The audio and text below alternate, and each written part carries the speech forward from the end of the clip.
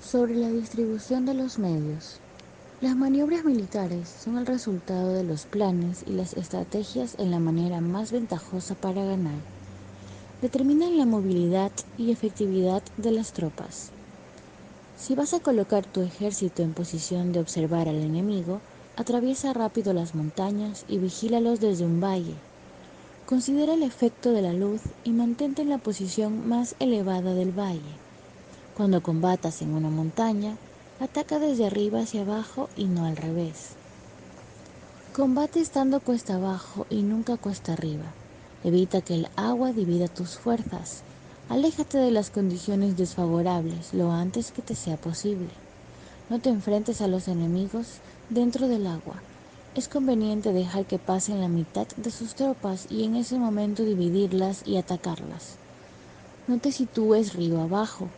No camines en contra de la corriente ni en contra del viento. Si acampas en la ribera de un río, tus ejércitos pueden ser sorprendidos de noche, empujados a ahogarse, o se les puede colocar veneno en la corriente. Tus barcas no deben ser amarradas corriente abajo, para impedir que el enemigo aproveche la corriente lanzando sus barcas contra ti.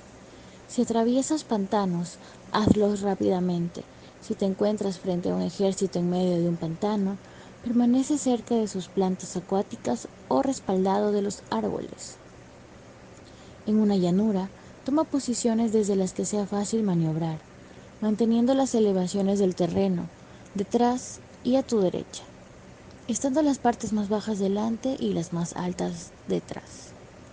Generalmente un ejército prefiere un terreno elevado y evita un terreno bajo. Aprecia la luz y detesta la oscuridad. Los terrenos elevados son estimulantes y por lo tanto la gente se halla a gusto en ellos. Además, son convenientes para adquirir la fuerza del ímpetu. Los terrenos bajos son húmedos, lo cual provoca enfermedades y dificulta el combate. Cuida de la salud física de tus soldados con los mejores recursos disponibles. Cuando no existe la enfermedad en un ejército, se dice que éste es invencible. Donde haya montículos y terraplenes, sitúate en su lado soleado, manteniéndolos siempre a tu derecha y detrás. Colocarse en la mejor parte del terreno es ventajoso para una fuerza militar. La ventaja en una operación militar consiste en aprovecharse de todos los factores beneficiosos del terreno. Cuando llueve río arriba y la corriente trae consigo la espuma, si quieres cruzarlo, espera que escampe. Siempre que un terreno presente barrancos infranqueables, lugares cerrados, trampas, riesgos, grietas y prisiones naturales, debes abandonarlo rápidamente y no acercarte a él. En lo que a mí concierne, siempre me mantengo alejado de estos accidentes del terreno, de manera que los adversarios estén más cerca que yo de ellos. Doy la cara a estos accidentes de manera que queden a espaldas del enemigo. Entonces, estás en situación ventajosa y él tiene condiciones desfavorables. Cuando un ejército se está desplazando, si atraviesa territorios montañosos con muchas corrientes de agua y pozos, o pantanos cubiertos de juncos o bosques vírgenes llenos de árboles y vegetación, es imprescindible escudriñarlos totalmente y con cuidado, ya que estos lugares ayudan a la emboscada y a los espías. En esencial, bajar del caballo y escudriñar el terreno, por si existen tropas escondidas para tenderte una emboscada.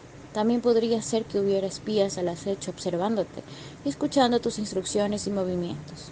Cuando el enemigo está cerca, pero permanece en calma, quiere decir que se halla en una posición fuerte. Cuando está lejos, pero intenta provocar hostilidades, quiere que avances. Si además su posición es accesible, eso quiere decir que le es favorable. Si un adversario no conserva la posición que le es favorable por las condiciones del terreno y se sitúa en otro lugar conveniente, debe ser porque existe alguna ventaja táctica para obrar de esta manera. Si se mueven los árboles es que el enemigo se está acercando. Si hay obstáculos entre los matorrales es que has tomado un mal camino. La idea de poner muchos obstáculos entre la maleza es hacerte sentir y pensar que existen tropas emboscadas escondidas en medio de ella. Si los pájaros alzan el vuelo, hay tropas emboscadas en el lugar. Si los animales están asustados, existen tropas atacantes. Si se elevan columnas de polvo altas y espesas, hay carros que se están acercando. Si son bajas y anchas, se acercan soldados a pie. Humaredas esparcidas significan que se están cortando leña. Pequeñas polvaredas que van y vienen indican que hay que levantar el campamento. Si los emisarios del enemigo pronuncian palabras humildes mientras que éste incrementa sus preparativos de guerra, esto quiere decir que va a avanzar. Cuando se pronuncian palabras altisonantes y se avanza ostentosamente, es señal de que el enemigo se va a retirar. Si sus emisarios vienen con palabras humildes, envía espías para observar al enemigo y comprobarás que está aumentando sus preparativos de guerra. Cuando los carros ligeros salen en primer lugar y se sitúan en los flancos, están estableciendo un frente de batalla. Si los emisarios llegan pidiendo la paz sin firmar un tratado, significa que están tramando algún complot. Si el enemigo dispone rápidamente sus carros en filas de combate, es que está esperando refuerzos. No se precipitarán para un reencuentro ordinario si no entienden que les ayudará, o debe haber una fuerza que se halla a distancia y que es esperada en un determinado momento para unir sus tropas y atacarte. Conviene prepararse inmediatamente para esta eventualidad. Si la mitad de sus tropas avanza y la otra mitad retrocede, es que el enemigo piensa traerte una trampa. El enemigo está fingiendo en este caso confusión y desorden para incitarte a que avances. Si los soldados enemigos se apoyan unos en otros, es que están hambrientos. Si los aguadores beben en primer lugar, es que las tropas están sedientas. Si el enemigo ve una ventaja pero no la aprovecha, es que está cansado. Si los pájaros se reúnen en el campo enemigo, es que el lugar está vacío. Si hay pájaros sobrevolando una ciudad, el ejército ha huido. Si se producen llamadas nocturnas, es que los soldados enemigos están atemorizados. Tienen miedo y están inquietos, y por eso se llaman unos a otros. Si el ejército no tiene disciplina, esto quiere decir que el general no es tomado en serio. Si los estandartes se mueven, es que está sumido en la confusión. Las señales se utilizan para unificar el grupo. Así pues, si se desplaza de acá para allá sin orden ni concierto, significa que sus filas están confusas. Si sus emisarios muestran irritación, significa que están cansados. Si matan sus caballos para obtener carne, es que los soldados carecen de alimentos. Cuando no tienen marmitas y no vuelven a sus campamentos, son enemigos completamente desesperados. Si se producen murmuraciones, faltas de disciplina y los soldados hablan mucho entre sí, quiere decir que se ha perdido la lealtad de la tropa. Las murmuraciones describen la expresión de los verdaderos sentimientos. Las faltas de disciplina indican problemas con los superiores. Cuando el mando ha perdido la lealtad de las tropas, los soldados se hablan con franqueza entre sí sobre los problemas con sus superiores. Si se otorgan numerosas recompensas, es que el enemigo se halla en un callejón sin salida. Cuando se ordenan demasiados castigos, es que el enemigo está desesperado. Cuando la fuerza de su ímpetu está agotada, otorgan constantes recompensas para tener contentos a los soldados, para evitar que se rebelen. Cuando los soldados están tan agotados que no pueden cumplir las órdenes, son castigados una y otra vez para restablecer la autoridad. Ser violento al principio y terminar después temiendo a los propios soldados es el colmo de la ineptitud. Los emisarios que acuden con actitud conciliatoria indican que el enemigo quiere una tregua.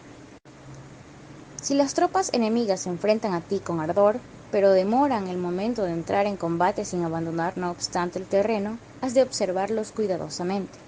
Están preparando un ataque por sorpresa. En asuntos militares no es necesariamente más beneficioso ser superior en fuerzas. Solo evitar actuar con violencia innecesaria es suficiente con consolidar tu poder, hacer estimaciones sobre el enemigo y conseguir reunir tropas. Eso es todo. El enemigo que actúa aisladamente, que carece de estrategia y que toma a la ligera a sus adversarios, inevitablemente acabará siendo derrotado. Si tu plan no contiene una estrategia de retirada o posterior al ataque, sino que confías exclusivamente en la fuerza de tus soldados y tomas a la ligera a tus adversarios sin valorar su condición, con toda seguridad caerás prisionero. Si se castiga a los soldados antes de haber conseguido que sean leales al mando, no obedecerán. Y si no obedecen, serán difíciles de emplear. Tampoco podrán ser empleados si no se lleva a cabo ningún castigo, incluso después de haber obtenido su lealtad. Cuando existe un sentimiento subterráneo de aprecio y confianza, y los corazones de los soldados están ya vinculados al mando, si se relaja la disciplina, los soldados se volverán arrogantes y será imposible emplearlos. Por lo tanto, dirígelos mediante el arte civilizado y unifícalos mediante las artes marciales. Esto significa una victoria continua. Arte civilizado significa humanidad y artes marciales significan reglamentos. Mándalos con humanidad y benevolencia. Unifícalos de manera estricta y firme. Cuando la benevolencia y la firmeza son evidentes, es posible estar seguro de la victoria. Cuando las órdenes se dan de manera clara, sencilla y consecuente a las tropas, éstas las aceptan. Cuando las órdenes son confusas, contradictorias y cambiantes, las tropas no las aceptan o no las entienden. Cuando las órdenes son razonables, justas, sencillas, claras y consecuentes, existe una satisfacción recíproca entre el líder y el grupo. Sobre la topología. Algunos terrenos son fáciles, otros difíciles, algunos neutros, otros estrechos, accidentados o abiertos. Cuando el terreno sea accesible, sé el primero en establecer tu posición, eligiendo las alturas soleadas, una posición que sea adecuada para transportar los suministros. Así tendrás ventaja cuando libres la batalla. Cuando estés en un terreno difícil de salir, estás limitado. En este terreno, si tu enemigo no está preparado, puedes vencer si sigues adelante. Pero si el enemigo está preparado y sigues adelante, tendrás muchas dificultades para volver de nuevo a él, lo cual jugará en contra tuya. Cuando es un terreno desfavorable para ambos bandos, se dice que es un terreno neutro. En un terreno neutro, incluso si el adversario te ofrece una ventaja, no te aproveches de ella. Retírate, induciendo a salir a la mitad de las tropas enemigas, y entonces cae sobre él aprovechándote de esta condición favorable. En un terreno estrecho, si eres el primero en llegar, debes ocuparlo totalmente y esperar al adversario. Si él llega antes, no lo persigas si bloquea los desfiladeros. Persíguelo solo si no los bloquea. En terreno accidentado, si eres el primero en llegar, debes ocupar sus puntos altos y soleados y esperar al adversario. Si éste los ha ocupado antes, retírate y no lo persigas. En un terreno abierto, la fuerza del ímpetu se encuentra igualada y es difícil provocarle a combatir de manera desventajosa para él. Entender estas 6 clases de terreno es la responsabilidad principal del general y es imprescindible considerarlos. Estas son las configuraciones del terreno. Los generales que las ignoran salen derrotados. Así pues, entre las tropas están las que huyen, las que se retraen, las que se derrumban, las que se rebelan y las que son derrotadas. Ninguna de estas circunstancias constituyen desastres naturales, sino que son debidas a los errores de los generales. Las tropas que tienen el mismo ímpetu, pero que atacan en proporción de 1 contra 10, salen derrotadas. Los que tienen tropas fuertes, pero sus oficiales son débiles, quedan retraídos. Los que tienen soldados débiles al mando de oficiales fuertes se verán en apuros. Cuando los oficiales superiores están colerizados y son violentos, se enfrentan al enemigo por su cuenta y por despecho. Y cuando los generales ignoran sus capacidades, el ejército se desmorona. Como norma general, para poder vencer al enemigo, todo el mando militar debe tener una sola intención y todas las fuerzas militares deben cooperar. Cuando los generales son débiles y carecen de autoridad, cuando las órdenes no son claras, cuando oficiales y soldados no tienen solidez y las formaciones son anárquicas, se producen revueltas.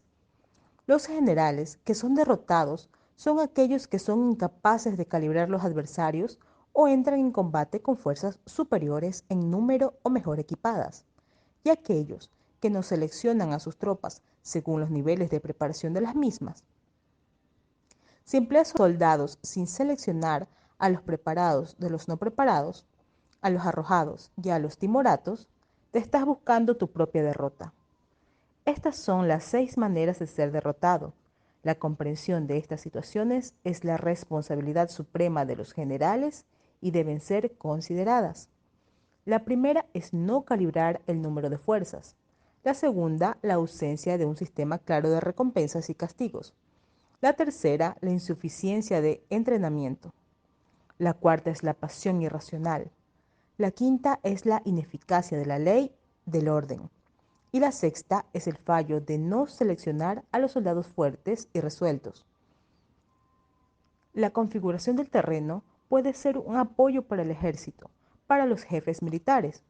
El curso de la acción adecuada es calibrar el adversario para asegurar la victoria y calcular los riesgos y las distancias. Salen vencedores los que libran batallas conociendo estos elementos. Salen derrotados los que luchan ignorándolos. Por lo tanto, cuando las leyes de la guerra señalan una victoria segura, es claramente apropiado entablar batalla, incluso si el gobierno ha dado órdenes de no atacar. Si las leyes de la guerra no indican una victoria segura, es adecuado no entrar en la batalla, aunque el gobierno haya dado la orden de atacar. De este modo, se avanza sin pretender la gloria, se ordena la retirada sin evitar la responsabilidad, con el único propósito de proteger a la población y en beneficio también del gobierno. Así se rinde un servicio valioso a la nación.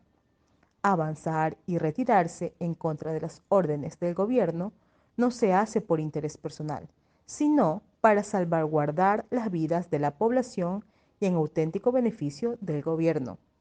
Servidores de esta talla son muy útiles para un pueblo. Mira por tus soldados como miras por un recién nacido. Así estarán dispuestos a seguirte hasta los valles más profundos.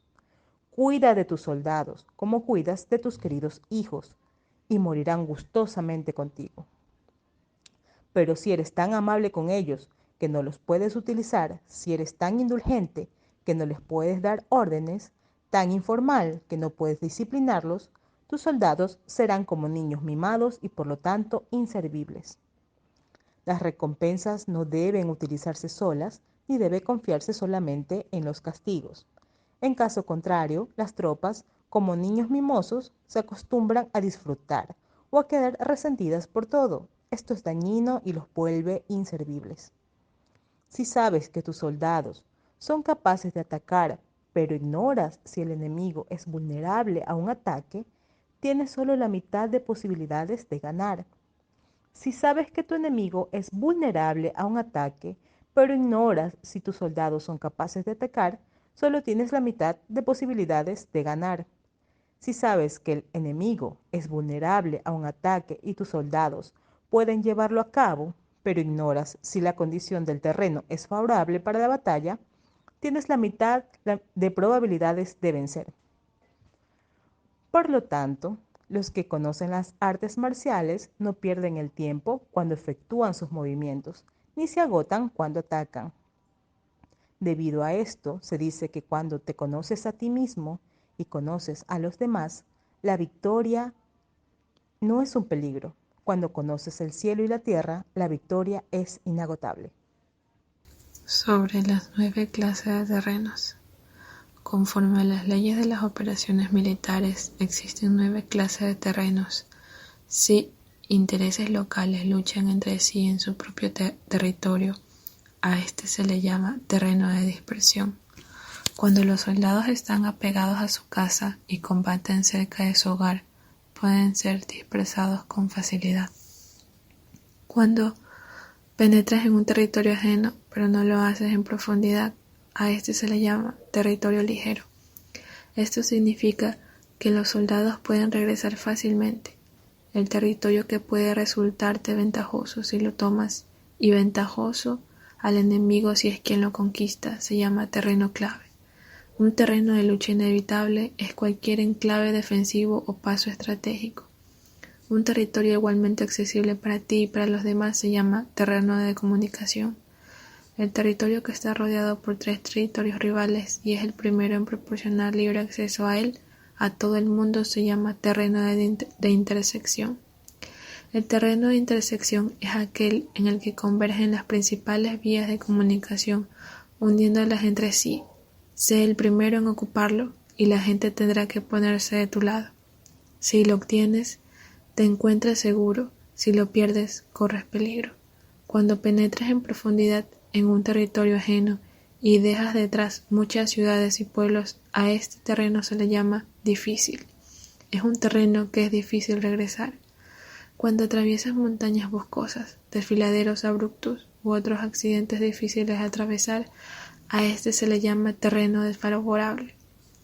Cuando el acceso es estrecho y la salida es tortuosa, de manera que una pequeña unidad enemiga puede atacarte, aunque tus tropas sean más numerosas, a este se le llama terreno cercado. Si eres de una gran adaptación, puedes atravesar este territorio. Si solo puedes sobrevivir en un territorio luchando con rapidez, y si es fácil morir si no lo haces, a este se le llama terreno mortal. Las tropas que se encuentran en un terreno mortal están en la misma situación que si se encontraran en una barca que se hunde o en una casa ardiendo. Así pues, no combatas en un terreno de dispersión, no te detengas en un terreno ligero, no ataques en un terreno clave ocupado por el enemigo. No dejes que tus tropas sean divididas en un terreno de comunicación. En terrenos de intersección establece comunicaciones. En terrenos difíciles entra aprovisionado. En terrenos desfavorables continúa marchando. En terrenos cercados haz planes. En terrenos mortales lucha. En un terreno de dispersión los soldados pueden huir. Un terreno ligero es cuando los soldados han penetrado en territorio enemigo, pero todavía no tienen las espaldas cubiertas. Por eso sus mentes no están realmente concentradas y no están listos para la batalla. No es ventajoso atacar al enemigo en un terreno clave. Lo que es ventajoso es llegar el primero a él. No debe permitirse que quede aislado el terreno de comunicación para poder servirse de las rutas de suministros. En terrenos de intersección estarás a salvo si estableces alianzas. Si las pierdes, te encontrarás en peligro. En terrenos difíciles, entrar aprovisionado significa reunir todo lo necesario para estar allí mucho tiempo. En terrenos desfavorables, ya que no puedes entrincherarte en ellos, debes apresurarte a salir. En terrenos cercados, introduce tácticas sorpresivas. Si las tropas caen en un terreno mortal, todo el mundo luchará de manera espontánea. Por esto se dice: sitúa a las tropas en un terreno mortal y sobrevivirán. Los que eran antes considerados como expertos en el arte de la guerra eran capaces de hacer que el enemigo perdiera contacto entre su vanguardia y su retaguardia. Mantenían la confianza entre las grandes y las pequeñas unidades, el interés recíproco por el bienestar de los diferentes rangos, el apoyo mutuo entre gobernantes y gobernados, superaban el aislamiento de los soldados y mantenían la coherencia de sus ejércitos. Estos expertos entraban en acción cuando les era ventajoso y se retenían en caso contrario.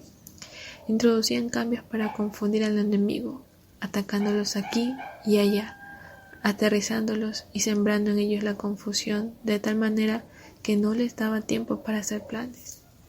Se podría preguntar cómo enfrentarse a las fuerzas enemigas numerosas y bien organizadas que se dirigen hacia ti. La respuesta es quitarles en primer lugar algo que aprecien y después te escucharán. La rapidez de acción es el factor esencial de la condición de la fuerza militar, aprovechándose de los errores de los adversarios, desplazándose por caminos que no esperan y atacando cuando no están en guardia. Esto significa que para aprovecharse de la falta de preparación, de visión y de cautela de las adversidades, es necesario actuar con rapidez y que sin dudas estos errores no te servirán de nada. En una invasión, por regla general, cuando más se adentran los invasores en territorio ajeno, más fuertes se hacen, hasta el punto de que el gobierno nativo no puede ya expulsarlos. Escoge campos fértiles y las tropas tendrán suficiente para comer.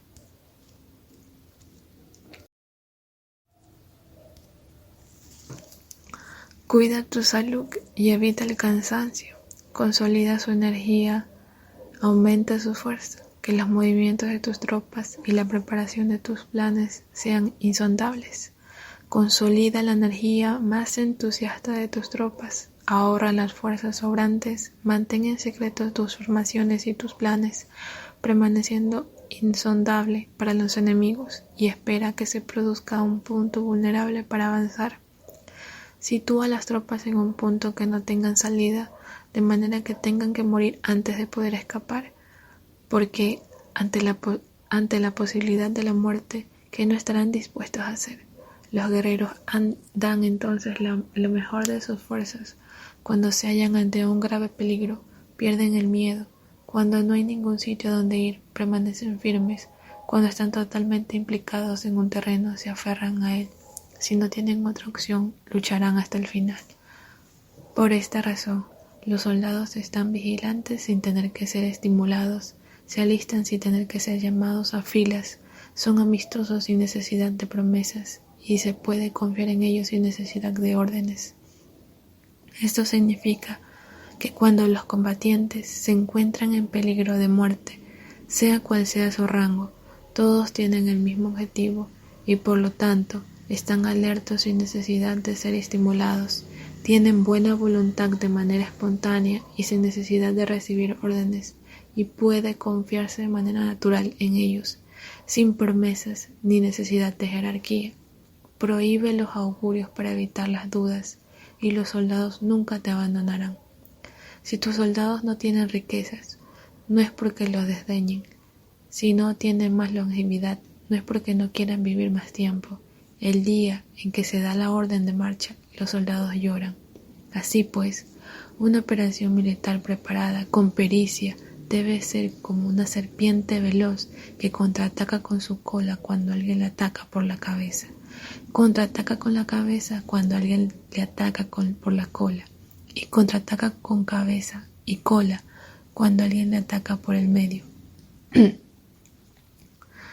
Esta imagen representa el método de una línea de batalla que responde velozmente cuando es atacada. Un manual de 8 formaciones clásicas de batalla dice: haz del frente la retaguardia, haz de la retaguardia el frente, con 4 cabezas y 8 colas, haz que la cabeza esté en otras partes, y cuando el enemigo arremeta por el centro, cabeza y cola acudirán al rescate. Puede preguntarse la cuestión de si es posible hacer que una fuerza militar sea como una serpiente rápida. La respuesta es afirmativa. Incluso las personas que se tienen antipatía, encontrándose en el mismo barco, se ayudarán entre sí en caso de peligro de zozobrar. Es la fuerza de la situación lo que hace que esto suceda. Por esto, no basta con depositar la confianza en caballos atados y ruedas fijadas. Se atan los caballos para formar una línea de combate estable y se fijan las ruedas para hacer que los carros no se puedan mover. Pero aún así, esto no es suficiente. Seguro, ni se puede confiar en ello. Es necesario permitir que haya variantes a los cambios que se hacen, poniendo a los soldados en situaciones mortales de manera que combatan de forma espontánea y se ayuden unos a otros con codo a codo. Este es el camino de la seguridad y de la obtención de una victoria cierta. La mejor organización es hacer que se exprese el valor y mantenerlo constante. Tener éxito, tanto con tropas débiles como con tropas aguerridas, se basa en la configuración de las circunstancias. Si obtienes la ventaja del terreno, puedes vencer a los adversarios, incluso con tropas ligeras y débiles. ¿Cuánto más te sería posible si tienes tropas poderosas y aguerridas? Lo que hace posible la victoria a ambas clases de tropas es las circunstancias del terreno. Por lo tanto, los expertos en operaciones militares logran la cooperación de la tropa de tal manera que dirigir un grupo es como dirigir a un solo individuo que no tiene más que una sola opción. Corresponde al general ser tranquilo, reservado, justo y metódico. Sus planes son tranquilos y absolutamente secretos para que nadie pueda descubrirlos. Su mando es justo y metódico, así que nadie se atreve a tomarlo a la ligera. Pueden mantener a sus soldados sin información y en completa ignorancia de sus planes. Cambia sus acciones y revisa sus planes de manera que nadie pueda reconocerlos. Cambia de lugar su emplazamiento y se desplaza por caminos sinuosos de manera que nadie pueda anticiparse. Puedes ganar cuando nadie puede entender en ningún momento cuáles son tus intenciones. Dice un gran hombre: el principal engaño que se valora en las operaciones militares no se dirige solo a los enemigos, sino que empieza por las propias tropas para hacer que le sigan a uno sin saber a dónde van. Cuando un general fija una meta en sus tropas, es como el que sube a un lugar elevado y después retira la escalera. Cuando un general se adentra muy en el interior del territorio enemigo, está poniendo a prueba todo su potencial. Ha hecho quemar las naves a sus propios y destruir sus casas, así las conduce como un rebaño, y todos ignoran hacia dónde se encaminan. Incumbe a los generales reunir a los ejércitos y ponerlos en situaciones peligrosas. También han de examinar las adaptaciones a los diferentes terrenos, las ventajas de concentrarse o dispersarse, y las pautas de los sentimientos y situaciones humanas. Cuando se habla de ventajas y de desventajas de la concentración, de la dispersión, quiere decir que las pautas de los comportamientos humanos cambian según los diferentes tipos de terreno. En general, la pauta general de los invasores es unirse cuando están en el corazón del territorio enemigo, pero tienden a dispersarse cuando están en las franjas fronterizas. Cuando dejas tu territorio y atraviesas la frontera en una operación militar, te hallas en un terreno aislado. Cuando es accesible desde todos los puntos, es un terreno de comunicación. Cuando te adentras en profundidad, estás en un terreno difícil. Cuando penetras poco, estás en un terreno ligero. Cuando a tus espaldas se hallan espesuras infranqueables y delante pasajes estrechos, estás en un terreno cercado. Cuando no haya ningún sitio donde ir, se trata de un terreno mortal.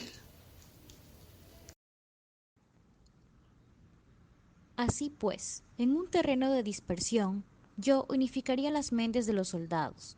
En un terreno ligero, las mantendría en contacto. En un terreno clave, les haría apresurarse para tomarlo. En un terreno de intersección, prestaría atención a la defensa. En un terreno de comunicación, establecería sólidas alianzas. En un terreno difícil, aseguraría suministros continuados. En un terreno desfavorable, urgiría a mis tropas a salir rápidamente de él. En un terreno cercado, cerraría las entradas. En un terreno mortal, indicaría a mis tropas que no existe ninguna posibilidad de sobrevivir. Por esto, la psicología de los soldados consiste en resistir cuando se ven rodeados, luchar cuando no se puede evitar y obedecer en casos extremos. Hasta que los soldados no se ven rodeados, no tienen determinación de resistir al enemigo hasta alcanzar la victoria. Cuando están desesperados, presentan una defensa única. Por ello, los que ignoran los planes enemigos no pueden preparar alianzas. Los que ignoran las circunstancias del terreno no pueden hacer maniobrar a sus fuerzas. Los que no utilizan guías locales no pueden aprovechar del terreno. Los militares de un gobierno eficaz deben conocer todos estos factores. Cuando el ejército de un gobierno eficaz ataca un gran territorio, el pueblo no se puede unir. Cuando su poder sobrepasa a los adversarios, es imposible hacer alianzas. Si puedes averiguar los planes de tus adversarios, aprovéchate del terreno y haz maniobrar al enemigo de manera que se encuentre indefenso. En este caso, ni siquiera un gran territorio puede reunir suficientes tropas para detenerte. Por lo tanto, si no luchas por obtener alianzas ni aumentas el poder de ningún país, pero extiende tu influencia personal amenazando a los adversarios, todo ello hace que el país y las ciudades enemigas sean vulnerables. Otorga recompensas que no estén reguladas y da órdenes desacostumbradas. Considera la ventaja de otorgar recompensas que no tengan precedentes. Observa cómo el enemigo hace promesas sin tener en cuenta los códigos establecidos. Maneja las tropas como si fuera una sola persona.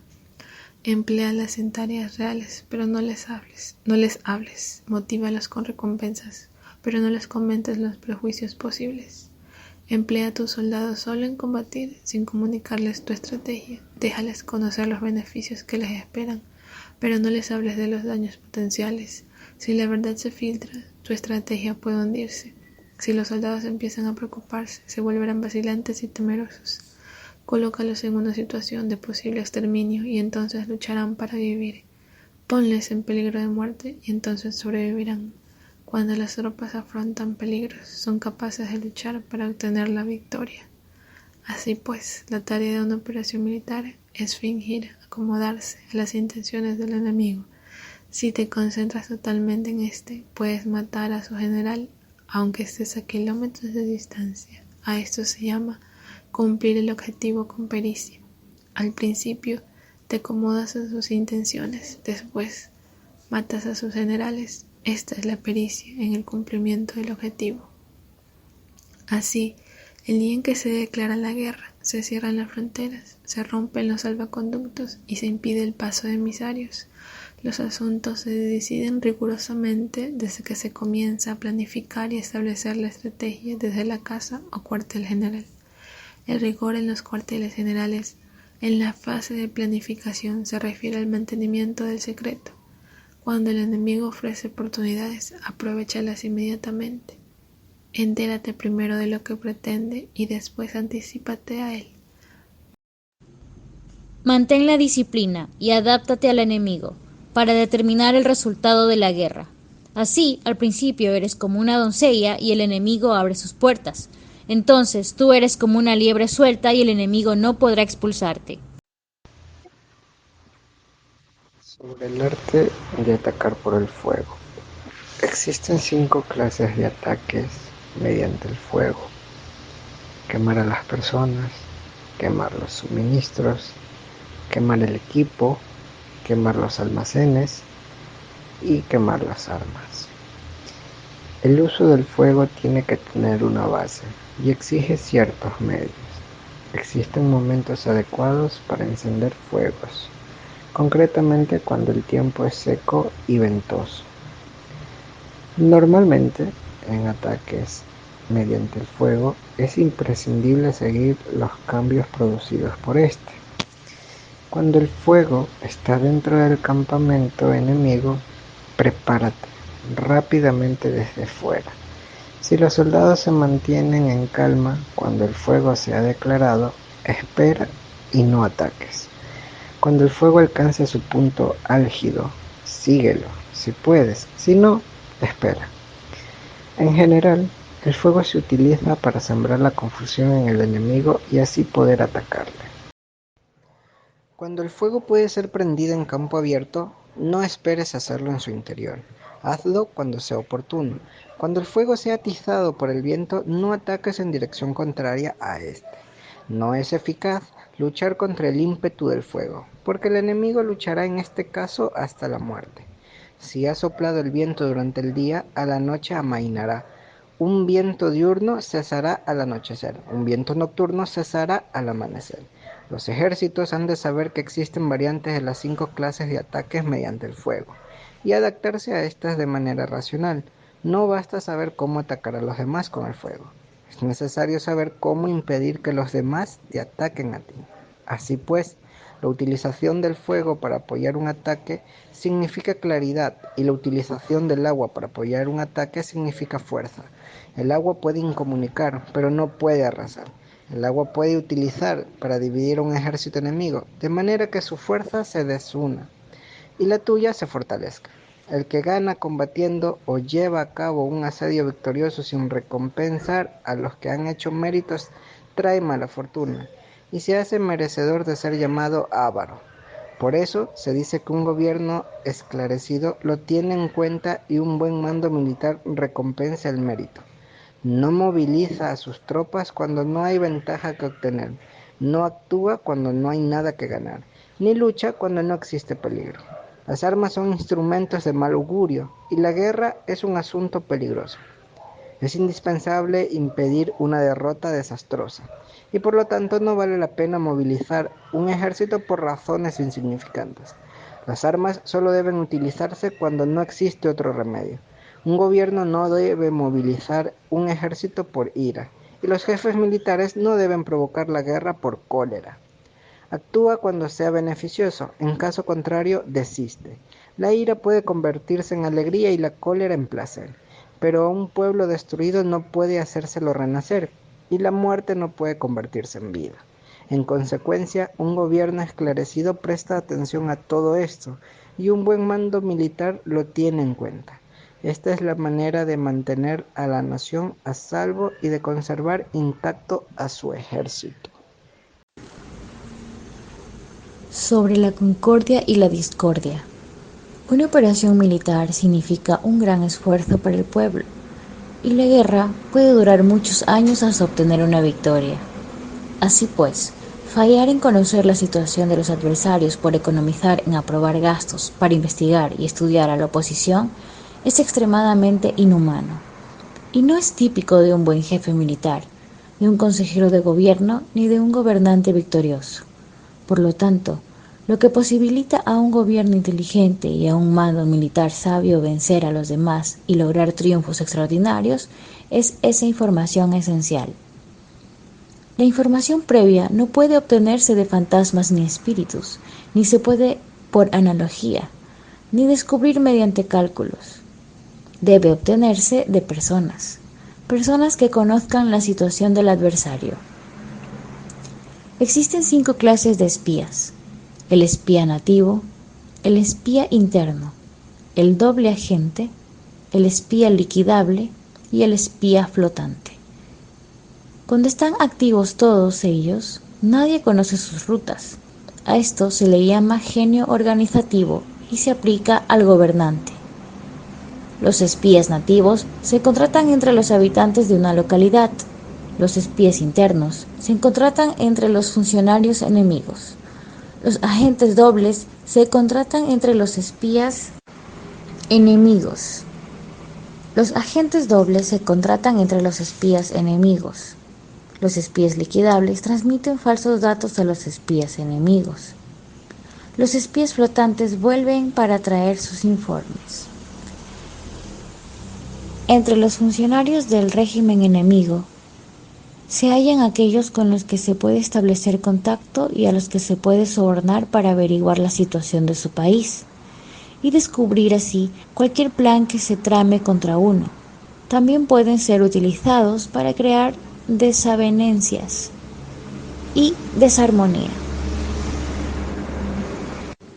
En consecuencia, nadie en las Fuerzas Armadas es tratado con tanta familiaridad como los espías, ni a nadie se le otorga recompensa tan grande como a ellos, ni hay asunto más secreto que el espionaje.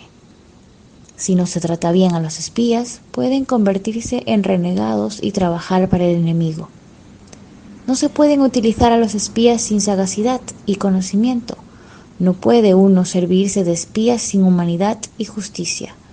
No se puede obtener la verdad de los espías sin sutileza. Ciertamente es un asunto muy delicado. Los espías son útiles en todas partes. Cada asunto requiere un conocimiento previo. Si algún asunto de espionaje es divulgado antes de que el espía haya informado, este y el que lo haya divulgado deben eliminarse. Siempre que quieras atacar a un ejército, asediar a una ciudad o atacar a una persona, has de conocer previamente la identidad de los generales que la defienden, de sus aliados, sus visitantes, sus centinelas y de sus criados. Así pues, haz que tus espías averigüen todo sobre ellos. Siempre que vayas a atacar y a combatir, debes conocer primero los talentos de los servidores del enemigo, y así puedes enfrentarte a ellos según sus capacidades. Debes buscar a agentes enemigos que hayan venido a espiarte, sobornarlos e inducirlos a pasarse a tu lado, para poder utilizarlos como agentes dobles. Con la información obtenida de esta manera, puedes encontrar espías nativos y espías internos para contratarlos. Con la información obtenida de estos, puedes fabricar información falsa, sirviéndote de espías liquidables. Con la información así obtenida, puedes hacer que los espías flotantes actúen según los planes previstos. Es esencial para un gobernante conocer las 5 clases de espionaje, y este conocimiento depende de los agentes dobles. Así pues, estos deben ser bien tratados. Solo un gobernante brillante o un general sabio que puede utilizar a los más inteligentes para el espionaje puede estar seguro de la victoria.